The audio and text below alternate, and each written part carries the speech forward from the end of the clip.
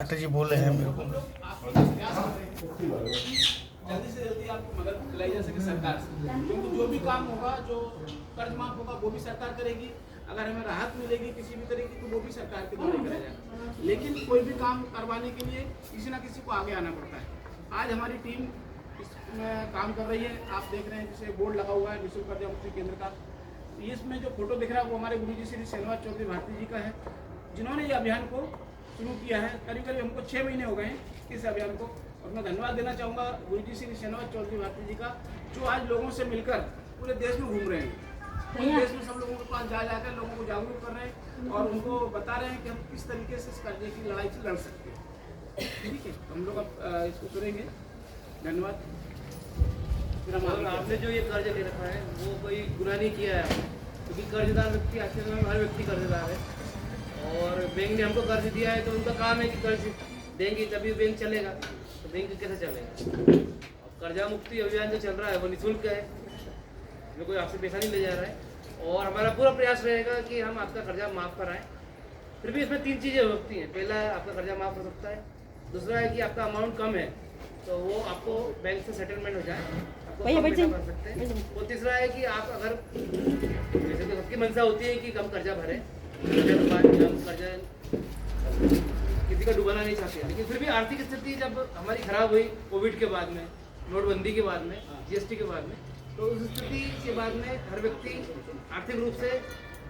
कमजोर हुआ है, और हमारा जो पास का पैसा था, हमारे अकाउंट में था, जो हमारी बचत का जो पैसा था, वो भी उस समय हमारी जो आमदनी नहीं होने से खत्म हो गया।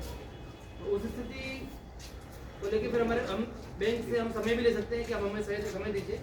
लोन भरने का, जिससे क्या है कि हमारी थोड़ी आर्थिक स्थिति भी ठीक हो जाए, तो उससे भी काम कर सकते हैं। दूसरा ये है कि कर्जे के 20 तरीके हैं उसको पटाने के, कि हम किस तरह के कर्जे से बाहर निकलेंगे। तो वो 20 तरीके आप 2 वीडियो में देखेंगे तो आपको पता चलेगा कि किस तरीका होता है। तो हम उन तरीकों को अगर हमारे जीवन में अप्लाई करेंगे या लागू करेंगे तो कर्जा हमारा इस तरह से माफ होगा। दूसरा ये आर्थिक स्थिति ठीक करने की ट्रेनिंग भी है। जब हम उसको कर लेते हैं तो उसके बाद आर्थिक स्थिति ठीक करने के लिए कुछ तरीके होते हैं, और वो उसको हम अप्लाई करते हैं तो उससे हमारा बिजनेस करते हैं या जॉब करते हैं, या हम कुछ नहीं करते तो नया कुछ बिजनेस भी स्टार्ट कर सकते हैं। तो वो भी तरीके हम आपको, ठीक है।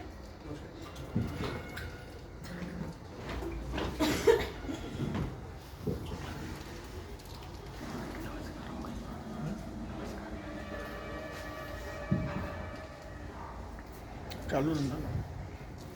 है। यदि आप में से किसी के ऊपर भी किसी भी तरह का लोन,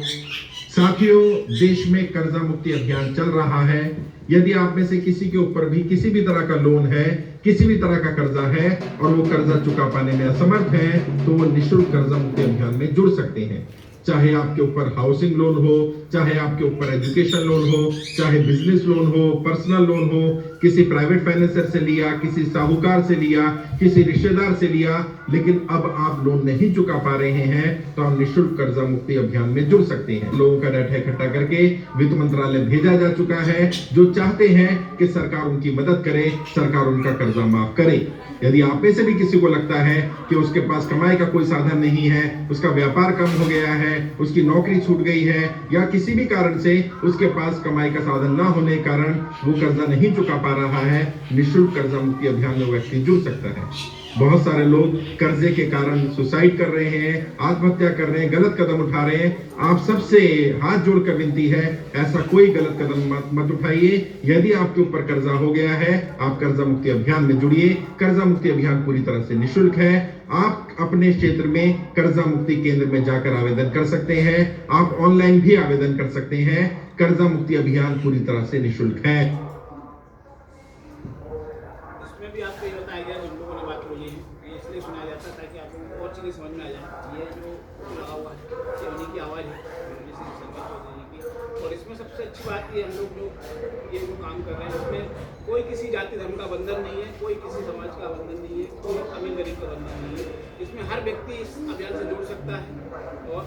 इसके जो बेनिफिट है वो ले सकता है। ठीक है, तो सबसे पहले तो मैं जितेंद्र जी से अनुरोध करूँगा सबके नाम लिख लें। ठीक है, और इसका अगर कोई समस्या है, कोई जिसका बैंक का लोन चल रहा है, अगर कोई रिकवरी एजेंट परेशान कर रहा है तो एक एक मुझे बता के आप उससे निराकरण कराएंगे।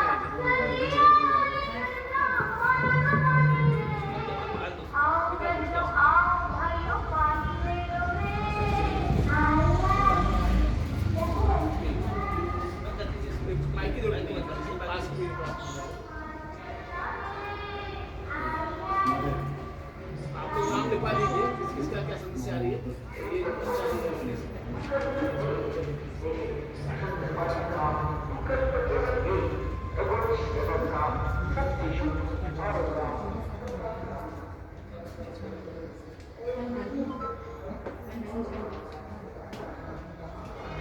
जैसे सर ये फॉर्म ऑनलाइन भरना है या ऑनलाइन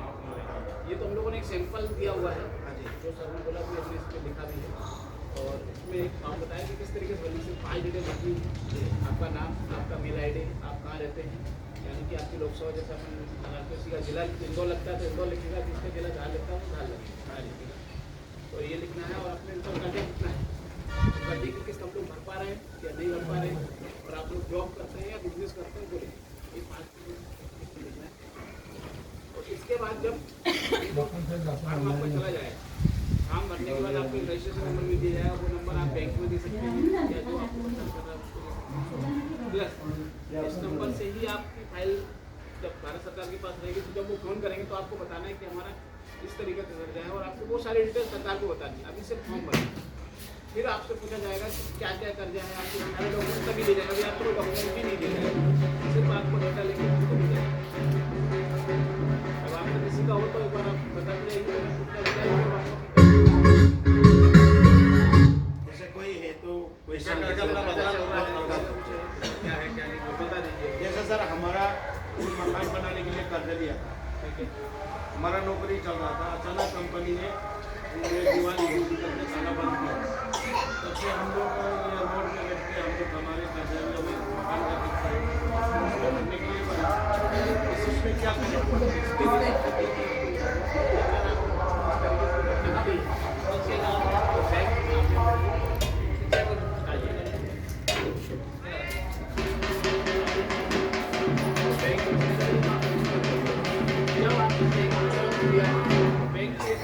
सिविल स्कोर देखते हैं, उस स्कोर को देख के आपके लोगों को एग्री करते हैं कि हाँ आपकी जॉब अच्छी है, आपका बिजनेस अच्छा है, आपका बैंकिंग अच्छा है, उसको देख के हम आपको लोन दे देते हैं। लेकिन जब आप खराब हो जाए तो उसको कैसे पता चलेगा? आपको वो सारी जानकारी लिखित में बैंक देते हैं, तो बैंक से पूछना है कि अब स्टार्टिंग में आप हमारे को क्या ऑप्शन देंगे। पहले हम ऑनलाइन गया तो समय दीजिए, समय नहीं दे सकते तो हमारे को इंटरेस्ट है और EMI है उसको कुछ दिन के लिए आगे प्लस जैसे आपकी EMI 20,000 आ रही है और आप चाहते हैं कि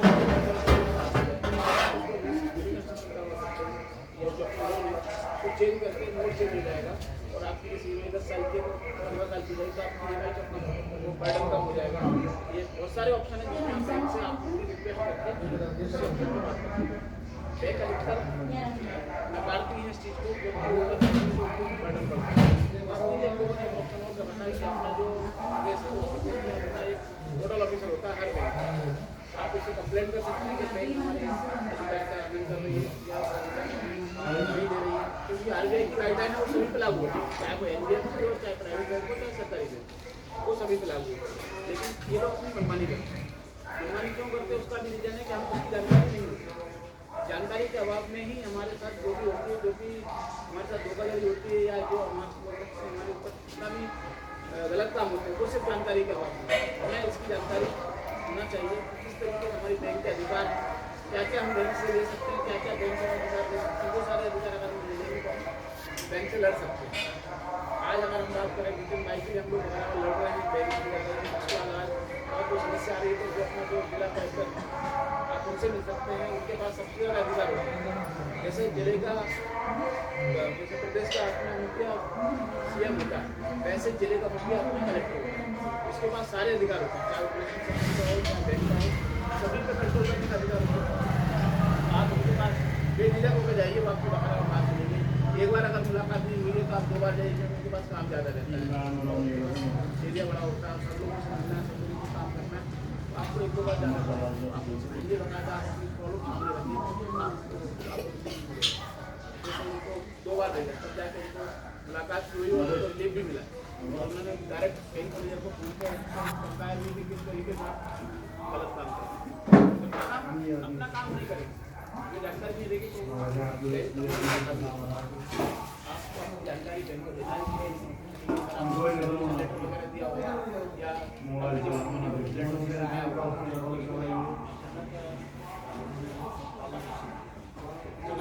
उसके लिए आपको कुछ मैसेज या लेटर वगैरह दिया उसमें चालू कंडीशन में इसके लिए आपको पेपर में जो केस किया था आप कोर्ट केस किया था उसकी किसी तरीके से उन्होंने सामूहिक में लगाया चलेगा आपका नाम भी है आपको अपना वो लगाइए फ्रंट में पेज लगा दीजिए कि इस तरीके का लगी है और मुझे लिख दिया जाए तो आपको बैंक को संज्ञान लेना पड़ेगा अगर बैंक संज्ञान नहीं लेगी तो फिर 8 दिन बाद रजिस्टर लेगी मोबाइल में नोडल ऑफिसर है उसको भेजेंगे अगर वो भी 7 दिन का अगर संज्ञान नहीं लेता तो आरबीआई में तो आरबीआई से कोई भी समझ दिया गया कोई भी जैसे कि अभी तो किस्त तो भर रहे हैं इधर उधर से करके भी भर रहे हैं बाद में तकलीफ बढ़ते जाएगा बाद में जैसे कि नौकरी भी नहीं है आपको भी आप किसको कम करवा पेमेंट बढ़वा लीजिए तो आपकी जो किस्त अभी आ रही है प्लस आप जैसे जैसे आपको धंधा पानी ठीक होगा आप कुछ पैसे मूलधन में डालते हैं जैसे जैसे मूलधन में पैसा जाएगा आपका लोन जल्दी उसके लिए कुछ प्रोसीजर अपनानी पड़ेगी तो जब भी आप मेरा नंबर ले लीजिए वजह से जो भी आपको लगे जरूरत हमारे जो विजय कुमार जी ये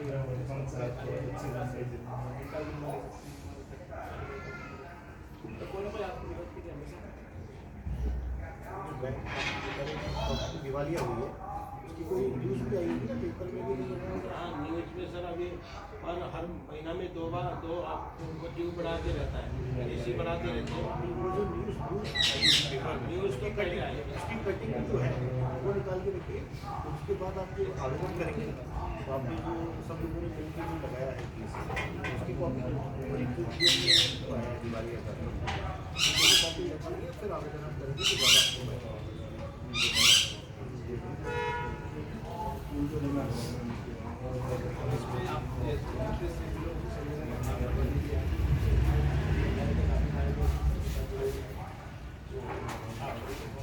नहीं वही तो ये सभी लोग आए थे किस चीज़ में रिकवरी हो सकता है कि लोन में कर्ज तो सभी का माफ करने के लिए आवेदन लगाया जाएगा जिनके फार्म जाएंगे उन सभी के कर्ज माफी के लिए आवेदन किए जाएंगे इसमें कोई ये नहीं है कि आपका होगा आपका नहीं होगा इसमें लेकिन कंडीशन कुछ और है कि जिससे किसी के यहाँ डेथ हो गई है जो कमाने वाला व्यक्ति है उसको फर्स्ट प्रायोरिटी लगाया जाएगा क्योंकि उसके पास तो ऑप्शन ही नहीं बचा है वो है फिर उसके बाद दुकान वगैरह में नाम लगे जैसे बड़ी घटना हुई है जिससे सारा बिजनेस बंद हो गया या जिससे ये बता रहे हैं कि नौकरी नहीं इन चीज़ों को भी उसको देखिए कि भाई इनकी घटना क्या घटी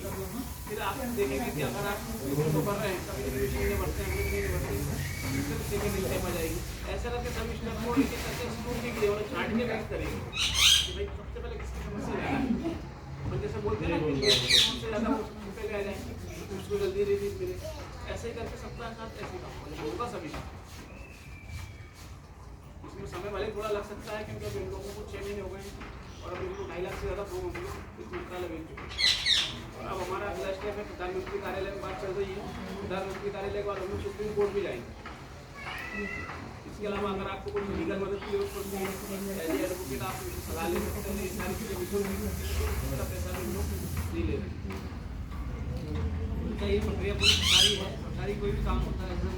कर्जा मुक्त होगा तो सभी का होगा एक जने का तो होगा नहीं उसके बाद में आप अधिक से अधिक जितने लोग हैं जो कर्जदार हैं उनको आपस में जोड़िए जोड़ेंगे तो जितनी अधिक संख्या बंद होगी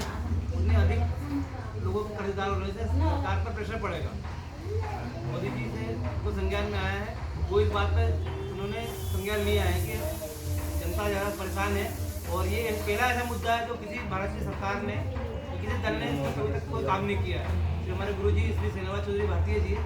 वही इस पे काम कर रहे हैं और हम लोग पूरी टीम है उनके साथ में टीम पे पूरे हिंदुस्तान में लगभग 22 से 24 वर्षों को काम चल रहा है और सभी जगह कर्ज मुक्त अभियान चल रहा है। हर लीडर को जिम्मेदारी दी रखी है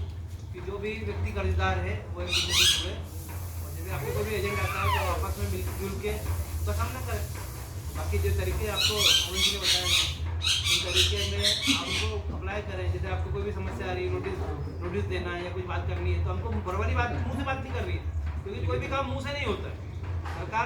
सरकार कोर्ट और बैंक ये 3 चीज़ें इसमें इन्वॉल्व है और तीनों चीज़ों में सिर्फ ये भाषा नोटिस की समझते हैं लिखा हुआ, 100 बका और एक लिखा करके ना, तो हमने जो एक बार लिख के कर दिया तो सारा काम हो जाएगा। आपने 50 बार मुंह से बोल दिया तो कुछ नहीं होगा, लेकिन अगर आपने लिख दिया तो सारी चीज़ें हो जाएगी। बाकी जो भी आपको समस्या हो उसमें, जो भी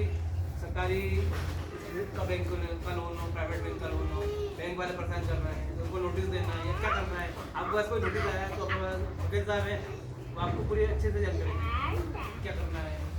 आगे का स्टेप लेना है, अभी ऐसा हुआ तो उसके आगे क्या करना है, तो उसको आपको उनसे संपर्क में लेना। हमसे भी संपर्क में रही, कोई दिक्कत नहीं है, लेकिन ये कानूनी प्रक्रिया के लिए ये ज़्यादा अच्छे तरीके से आपको गाइड करता है। जो भी ऑफिस है तो आप इनको आ सकते हैं, जाके पूछ सकते हैं।